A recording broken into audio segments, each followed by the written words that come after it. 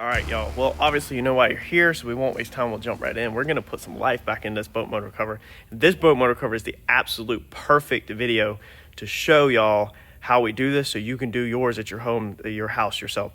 This is not that hard. You have a couple options. Stay away from spray paint, and I'm going to take you through step by step, tell you what you need, and show you the results along the way. So let's see what we're working with first. All right, so customer dropped this thing off. I do a lot of these. And I've kind of developed a system that works. Now this thing, the top flexes like crazy. So I don't think there's a lot left to this boat motor cover. It has seen some age. We got to figure out how to get that out. Wow. So it looks like somebody has spray painted this thing. Normally you can tell, you see the lines, okay? Or plastic dip. It looks like plastic dip almost. Actually, no, I think it's spray paint. So the lines on that's because the UVs have started breaking down whatever's on there, and that's the way you can see it. So first step is let's flip this over. Well, we got to get these decals off too. Somebody completely wasted their money on putting new decals on it, which is crazy because these are probably not cheap, I wouldn't think. But let's see. We want to try to separate this if possible. Let's flip this over. All right, so I'm going to start. Let's see if I can do this one-handed. We're going to take the seal off. We're not going to do this job for the customer, and because this is a paying customer, and leave the seal on. That'd be crazy. This thing is tore up so bad that you got to get your seal off. All right, so this one, it looks like the only screws I can see, and we'll see if this gets it off, is these right here. Hopefully the top comes off. Sometimes I have found these tops are glued on certain ones, and you just got to kind of work with it. And then we also had some up here, so every single one's different. The covers, if your boat motor cover has the piece like on the back, sometimes it's just like 410 millimeters. Like, just flip it over, look on the inside, see what's available, take them out, try to pry it off. If it doesn't want to come apart, then do at your own risk of prying on stuff, especially stuff that's brittle. I'm gonna flip it over now, and hopefully this top piece just comes right off. All right, so yes, perfect. And you want to always try to take your stuff apart if possible, because this is going to save you on tape. So I do these, I think I'm at 300 now.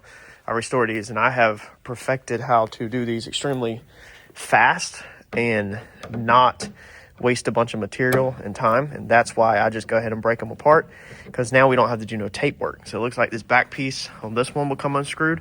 Normally we have to tape a little bit on most of these, but this one looks like we might be able to get it all. And then you also get a better finish. Look, this thing literally has bugs crawling out of it. It's a ladybug. All right, so all of our screws out. Last piece. And we're going to also restore these little pieces for him for free. I'm kind of going to do it because of the video. Normally I don't. Well, I would do it anyway, probably just to be a nice guy. What I charge is really cheap, and I only charge it because, as you can see, I own a body shop. So I keep the Yamaha blue in stock because I do a ton of Yamaha blues. I'm waiting for the customer to message back if this is going black or if this is going something else. It's Suzuki, so I imagine this is going black. So on this one, every one is different with the decals. Normally we grind them off, and I'll show you what tool we use in a second. But this one looks like the customer replaced the decals on it, so I'm gonna just heat them up since they're newer vinyl and try to get them to peel off. Most of your boat motor covers though, this is not gonna work. I think this is literally the first one out of probably the last 50 that I've done that has brand new vinyl on it that's in this bad a shape.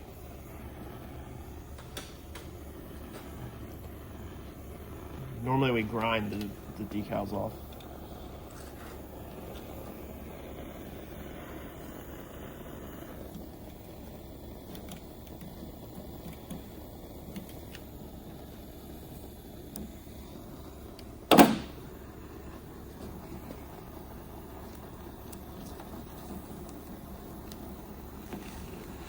So normally these decals are extremely dry rotted and they won't come off like that. Now, a lot of people recommend using an eraser wheel, and you can use an eraser wheel. I'll show you what it looks like, but it normally does not work on the boat motor decals. Normally they're just so destroyed. So this is one version of an eraser wheel. It goes in the end of your drill, it spins, and it removes decal and adhesives without messing up the paint. This is the other version. I used to use this and spend a lot of time, and then I realized that these are to not mess up the paint. The paint's already tore up on most all of these, and we're going to strip all of these anyway, so there's no reason to protect the paint. So what I started doing to make things way faster is we actually use this. It's from Harbor Freight, 90-degree grinder, a little tiny thing, and we literally just gently, you take it and grind the paint off of it. The disc that we are using is going to be these 3M ones, 40 grit, and this takes it off extremely fast, extremely aggressive, and then you'll be able to sand it and do your primer work and everything. Just don't dig into the boat motor cover with this. Just do it lightly, and you'll see as the decal's coming off and as you're digging into the fiberglass. You're going to get into it a little, but that's fine because you can smooth it with your sanding process later, and then you'll be layering over that with either a dolphin glaze or primer. All right, so now that our decals are off, we need to get this thing down aggressively and fast if we're going to make any money. Basically, we want as little labor in this as possible because we already have material, only charge $300, and I don't want to spend a lot of time. So this method I had developed worked really freaking good. So the fastest way to take this down and to get a good result on the backside, all right, is going to be start fresh. That's flat out. Just go all the way down as fast as you can, build it back up with primer, and it works amazing. So 80 grit. I'm going to take 80 grit on the DA, put it on the sander, and we're going to grind it down.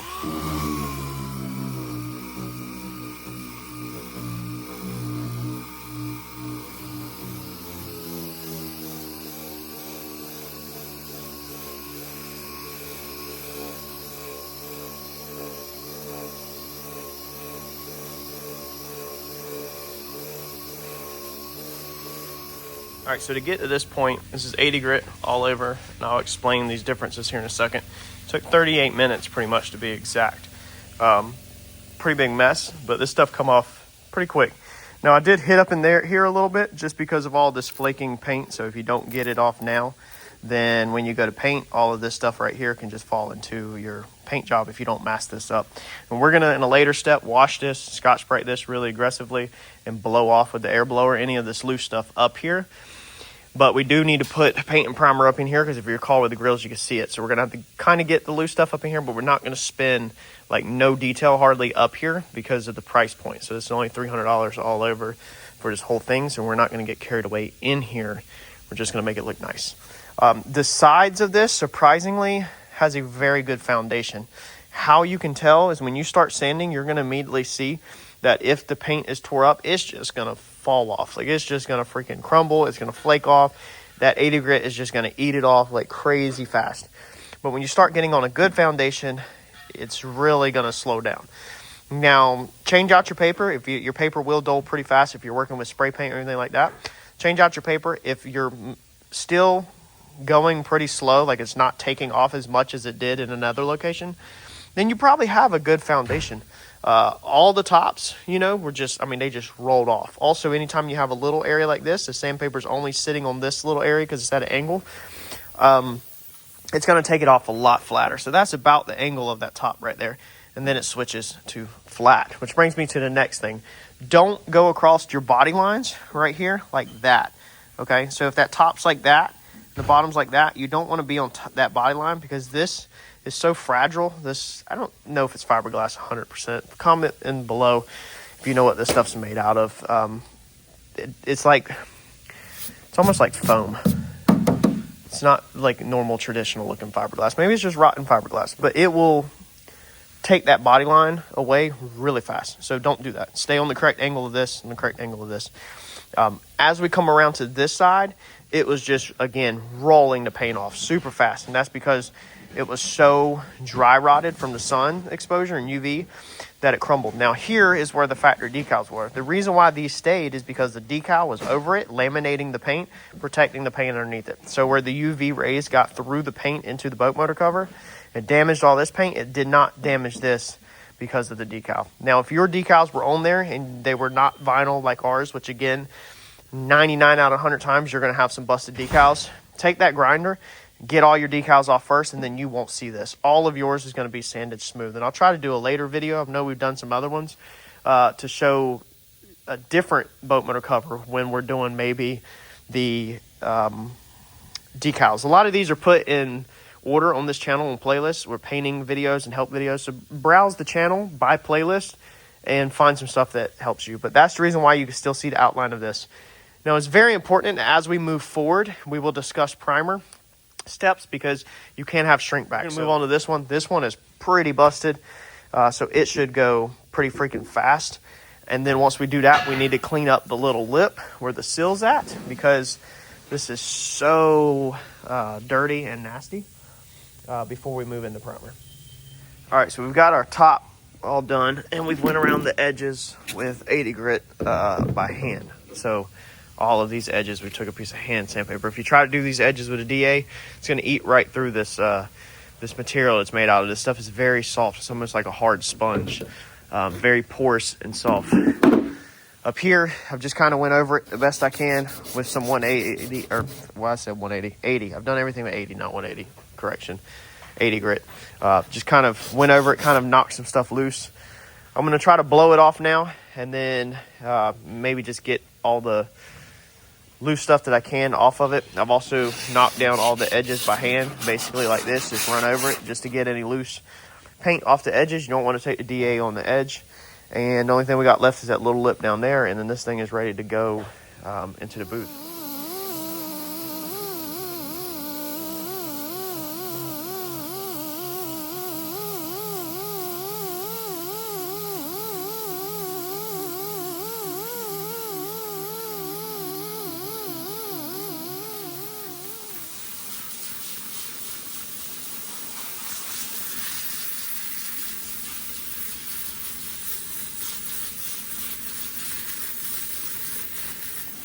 All right, for our primer, this is what we're going to use. You can pretty much use any 2K primer, meaning two parts, meaning you have a primer and you have a hardener.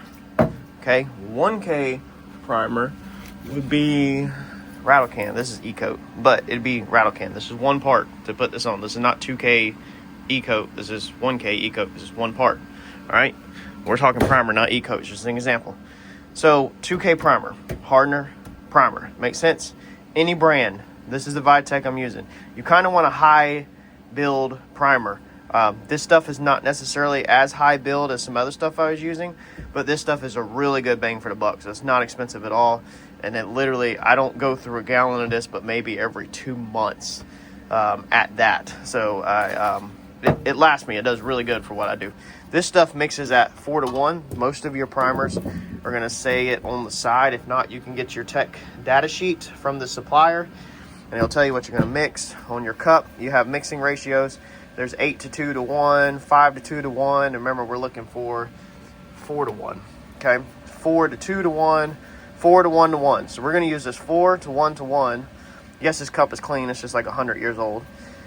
But we're just going to use the first column. Since it's 4:1, we're going to use 4:1. All right, let me put the drill on this, mix this up real fast, and then get it. Made an absolute mess this morning with this primer. I think it's time to replace this. The seals are not sealing good on the top. So we're right at the top of the 5 on the 4. So we're going to go basically to the top of the 5 under the 1 column.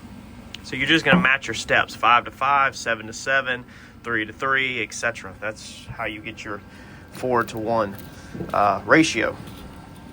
Give it a little stir, and we are going to put it in a Harbor Freight paint gun. So I'm just using a Harbor Freight paint gun for the primer. You probably should use filters. I guess I'll put one in it for the sake of this video. However, with the primer, you got to think about it. You're sanding the primer smooth. So if there's trash in your primer, it does not matter, as long as it's not like a lot of trash. If it's like dust particles and stuff like that, it don't matter. Now, we washed the bottom piece because of how nasty when we pulled the top off, how nasty it was. But we did not wash the top piece. So I've went in there and blew the bottom piece off with the air blower. You can see it change colors from dark, from where the material's wet, to lighter like it was before. And then the very top piece, we did not wash at all because it didn't have all the nooks and crannies. I didn't really want to introduce a lot of water into a porous material like that boat motor cover is made out of. But at the same time, I wanted to get it clean. So this is our top, which has not been washed. It's just been blowed off. It didn't have the nooks and crannies like the bottom piece does. So I didn't want water all over it. If you wet this stuff, it's going to soak up a little bit of water. You're then going to have to take an air blower, blow it off. We've also had the heater cranking in here to put a lot of heat in here. It's probably about 100 degrees in here right now, cooling down because now the heat's off. and it's blowing air through. I use a torpedo heater. So I've got all the condensation and the moisture that's in the air out of here. But this unit is clean right here, and that's what I was worried about, is all this up here, because remember, you can see up in here on this unit inside here through the vents.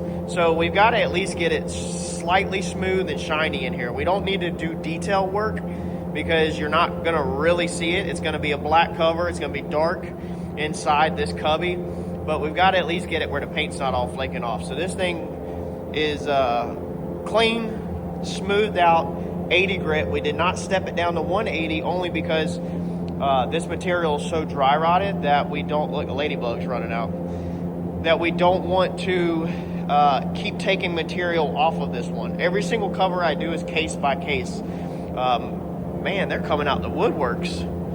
Better get out of here, little guy.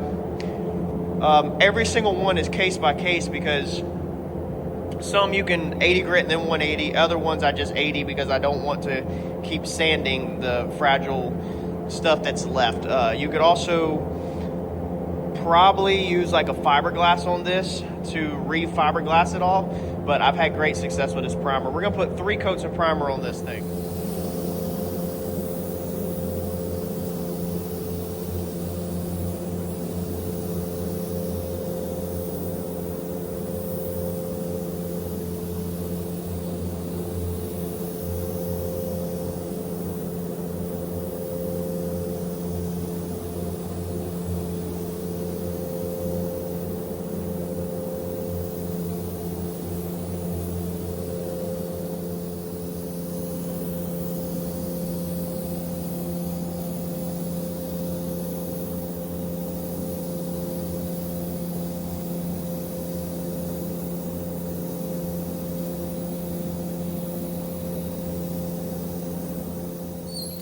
All right, so that is 3 heavy coats of primer. Now, you're gonna have the people that's gonna jump in the comments saying that that's too much.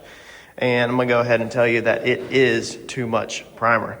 But what you're missing is that we're not gonna be painting this with 3 coats of primer on this, okay? So we're gonna sand a lot of this off, all right? So let's walk through these 3 coats. So coat number 1, a lot of the material swallowed it up. It'd be like if you sprayed primer on your kitchen sink sponge. All right, it would soak it up. And then maybe on your second coat, now the sponge is kind of sealed up a little bit. Your second coat's gonna kind of start to sit on top of the surface, all right? By the time you get to your third coat, now you're 100% sitting on top. So this guy had, I think, tons of 1K primer and spray paint on this. And if you recall the sides, we had a pretty good foundation on the sides. I chose not to go all the way down and strip that all the way off because it was sanding really tough and it wasn't gumming up and it wasn't just rolling off. So I feel like whatever it was decent. However, I can see that it was not a 2K product, more than likely, because we slightly have some wrinkling around the edge, all right, of where the old material stopped. Now what that is our new 2K product, the reducer, or not the reducers because we didn't use reducer. The hardeners and stuff that's in our product is going down and going under the old paint that's on the side right here, all right? And it's kind of basically pissing off the old paint and wrinkling it up. Now what this stuff is gonna do is this 2K primer that we put on here, it's gonna tighten up over the weekend. It is Friday morning, so we're gonna let this thing sit Friday, Saturday, and Sunday before we start sanding on this. If you can let this sit for a week or 2, you'd be even better.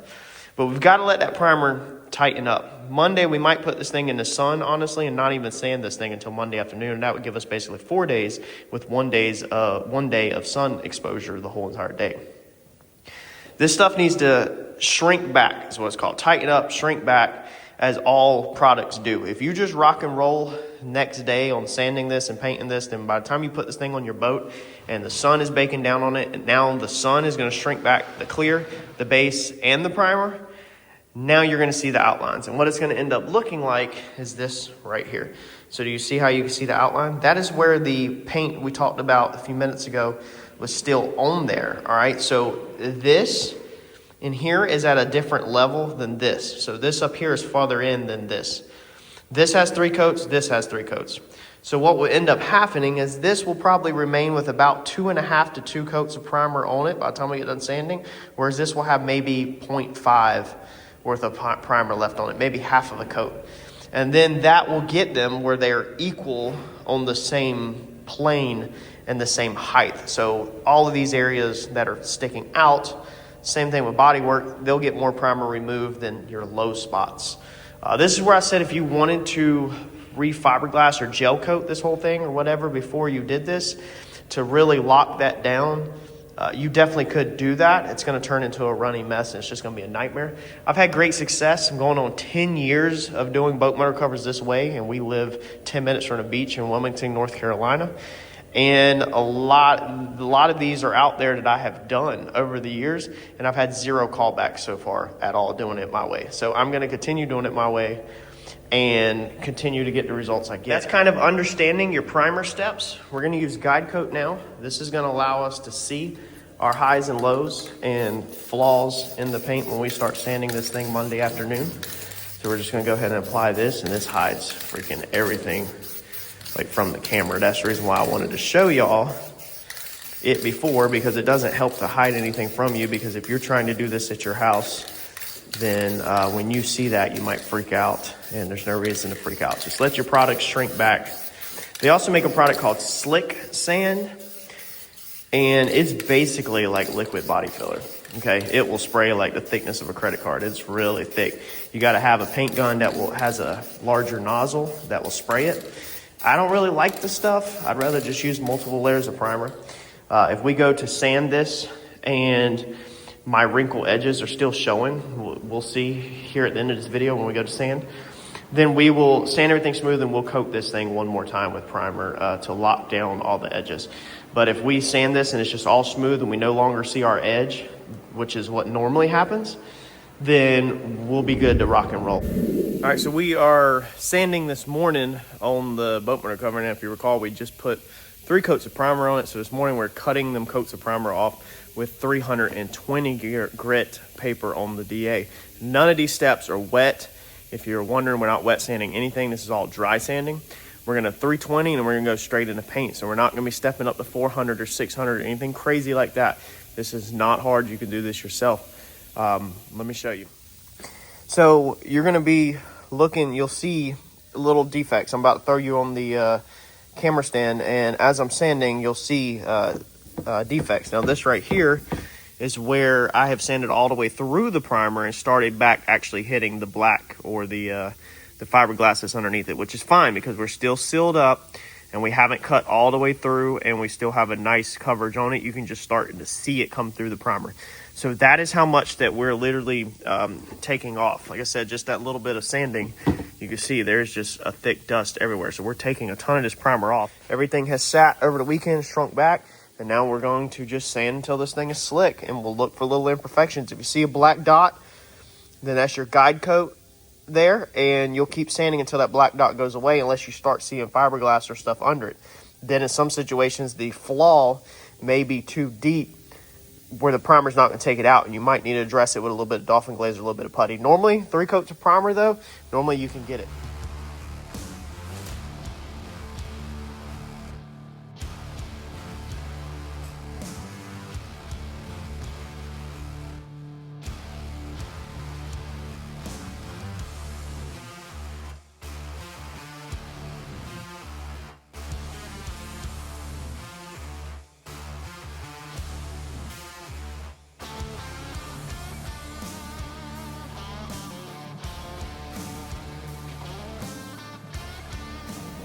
All right, so we've got all of this sanded down besides the backside. I'm about to show you some examples of the guide coat.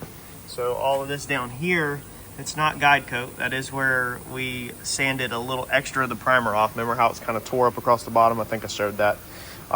So we have took off, I mean, look at me, we've took off an extreme amount of primer. I mean, there's probably 1 good primer coat left on there. That's why I said don't be scared to put 3 coats on, because you're going to take a lot of it off. A lot of it's going to fill in the imperfections and be down in the imperfections, but then you're going to basically have 1 good coat over the top. So as we come around here, these are our trouble areas, this backside and this corner. I just want to kind of show you when you start sanding on it for a second. All right, remember how we had the old paint? All right, and then it kind of stopped and it went into the rotted stuff. So that's the edge of all of that paint. So we're going to keep sanding on this until it looks like this, where it's all gone. Now these spots are all where I sanded through. So this, you can see the outline of the decals that was on here, and the way it looks is the way it feels. So it is very textured back here. So that's the reason why the black is darker around this and it's really light here, because it has cut all of this extremely fast, and this is low around it. Remember how the decal area was sticking out farther, the paint was sticking out farther than the other stuff because of sun exposure and the paint rotting?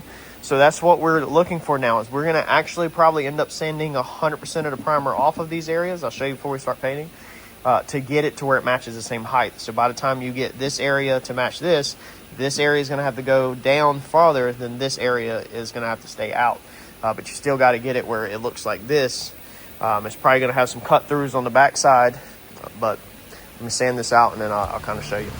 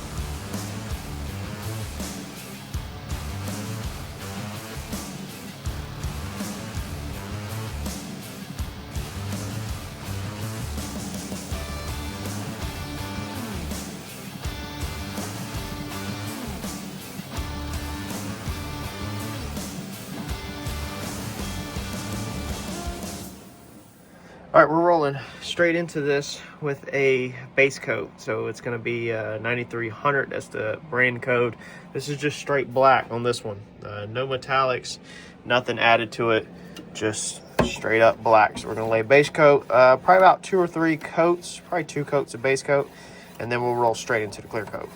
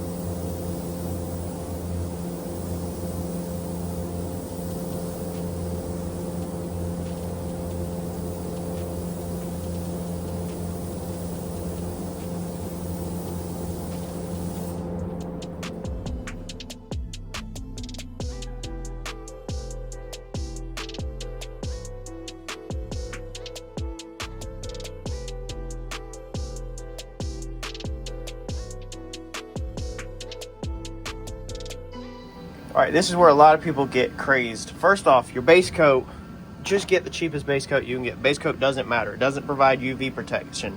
Your clear coat provides a UV protection. Spending extra money on base coat will do absolutely nothing for you in this application unless you're trying to match an existing color. That's when spending money on base coat can help. For clear, I'm using an Omni Production MC270 clear. Normally for low-end cheap stuff, I shoot this Vitek for absolute no reason besides this is cheap. However, this being on a boat, I do shoot a little bit higher, a little bit extra clear, so that the customer, you don't end up pilling on them, hopefully. So this is about 180 a gallon. This is about $80 a gallon. So this is what we do on salvage title, flip cars, like dealership work. This is, you know, customer work, what I use normally. This mixes at 4 to 1 to 1, 4 parts clear, 1 part hardener, 1 part reducer. This is the reducer I just switched to because, again, it's cheap. The reducer don't matter. I just get the best bang for the buck whenever I go to the paint store, literally. So we're looking for the column that says 4 to 1 to 1. These are all other ratios, and then we're just matching number 6 to 6 to 6 to 6. You'll see. So I think for this one, I will probably pour up, let's see here, a number 5. Maybe it's kind of a lot, but I want to make sure I get like 3 good coats on this. So we're at that first 5 in the 4 column, right there in the 4 column. So the next we're going to do the hardener. We're going to pour that to the 5 in the 1 column because it's 4 to 1 to 1. So we're matching the 5s, all right, because that's what I chose to do. And then the next one's reducer. That's the last 1 column. We're going to the 5, matching numbers straight across. All right, mix that up, put it in a strainer, and let's lay it. Like I said, I think I'm gonna do 3 coats on this. If you're a beginner, do not buy expensive clear because you could just be wasting it. Buy you something in the middle. This is about middle of the road. If you buy too cheap, the sun could really tear up all your work that you did. But there's no reason also to waste over the top clear, and I would avoid high solids as a beginner because in my opinion it's a little harder to spray. I would just get a middle of the road production clear.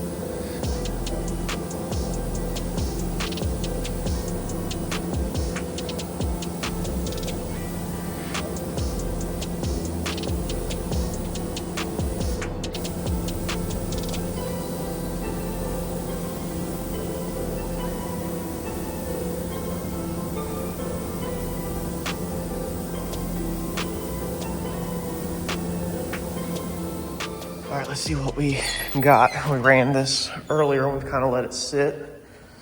So we do have trash in it. If you know how a booth works, my booth is a cross flow booth, meaning that it pulls air in here, comes across the floor, comes across the booth, and it goes out. So you actually can get a better quality job in your garage than I can in my booth if your garage is clean, because you'll have no air movement. You can crack your garage door and put box fans underneath it. If it's not windy outside, you'll get an amazing job at home. Mine pulls trash in all the time, even though we try to keep it clean. So we have a little bit of trash in here, but for $300, you can't complain. We have a little piece of contamination right there, a little tiny fisheye. But again, $300, this is going out the door. You can't ask for really better than that. Again, a little bit of trash. I try to just show y'all realistic stuff so you don't feel bad if yours has a little trash in it. You could wet sand and buff this and make show quality glass out of this. But we're not. Let's see, we had a big piece of trash over here. So right here, if you look, we have a big piece of trash. But I mean, that is that's a good reflection for $300. That's the reflection. So pretty decent for $300. We got all up here. Right here where it's seen. We'll get them. We need to go ahead and get them painted with some trim paint, and we'll get this back together. Besides that, dude, this thing is solid. This should last the customer forever. There could be a little bit of shrink back. This is a lot of product. When this thing starts baking in the sun in the summertime, these products are going to continue to tighten up. So if you can let yours sit outside in the sun, you know, for a couple weekends, you're going to get better results. Obviously, we can't keep a customer's boat motor covered for 2 months, you know, or a couple weeks. Like normally these guys want these things back within a couple days to put back over their engines. But dude, what a freaking improvement. Look at that. Got the thing ready to go. Got it back together. Man, what a huge difference. Look at the grills. We got everything painted trim black. Went ahead and painted all this. We just used like a rattle can. It's got lint all over from wiping it down. We use rattle can like trim and bumper paint. You can get them from your local hardware store or paint supplier or part store, whatever. Got another one ready to go. What is this? Yamaha blue for a customer. It's got to be picked up. But dude, this one turned out amazing for a budget job. Y'all can do this yourself. Take your time. Don't be scared to mess up. If you mess up, just do it over. Now on these boat motor covers, I can't tell you the PSI or anything when I'm painting. I know that's been asked in previous videos. I go off of the sound of the air pressure and also how the product looks flowing out. If you notice carefully, my gun don't even have a regulator in it, and the paint booth itself is not regulated. It's regulated. It's just straight wide open out of the compressor. It goes through filters and everything, but I cannot give you advice on that. I don't even know what needle size I paint with. I use whatever comes in the Water Supernova. It should be a clear coat size needle. Was recommended for a clear coat. It works amazing for me. I don't switch it up. I don't go shopping for paint guns. I don't have a bunch of paint guns. I pretty much have a Harbor Freight one and the Water Supernova. Pick your decent gun and just rock and roll. Don't get obsessed with all the details. I never have, and I literally professionally paint for customers. Sometimes we do $10,000 all overs, and I don't pay attention to none of that stuff. I just pay attention to what I'm doing. When we scuff this down, all we use is Dawn dish soap. We use a burgundy Scotch Brite pad, the scuff pad for scuffing, and just regular water out of the water hose. That's all we do when we're soaping water and scuffing these things up. We do that on all products that we're painting. We scuff them and wash them down. Decals, we don't install decals for that price. Decals are not included. We don't install them. I remove them, but I don't put them back. That's why it's so cheap. That's another way that I can keep costs down. And a lot of these guys that get these done, they just keep this slick, clean look with no decals on it, or they put their decals on themselves. I appreciate y'all watching this video. Let me know if you have any questions, and I could try to make a video dedicated to your question if possible, where I can help others, or I'll try to answer it in the description or under your comment. And in the description is my email if you need to reach out to me and get any one-on-one advice or help. Thank y'all.